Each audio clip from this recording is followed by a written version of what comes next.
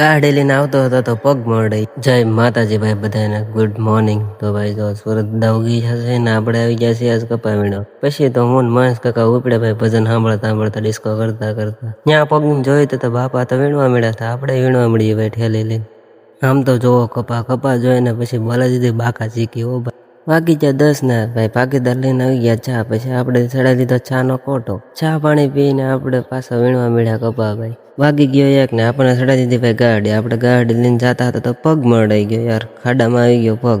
બધા આવી જશે ભાઈ જમવા માટે. અને ભાઈ પગ એટલો દુખે તમે વાત જ પૂછો. પગ દુખે તો પણ કપા વીણવા પડે યાર, એવો પગ દુખે વાત જ. પછી તો માંડ ભાઈ દિવસ પૂરો કરો ને કપા વીણાઈ જાય ને આપણે ભાગ્યા હવે ઘર બાજુ ભાઈ. વાસડા ભાઈ દાદાને પગે લાગીને નીકળી ગયા આપણે તો ભાઈ. પછી તો લઈ લીધા ભાઈ પૈસા આપણે. પોગી ગયા ઘરે ને ભાઈ. મિની બ્લોગ સારો લાગ્યો હોય તો લાઈક સબસ્ક્રાઈબ કરી લેજો ને મળીએ છે કાલે. ત્યાં સુધી બધાને બાય બાય.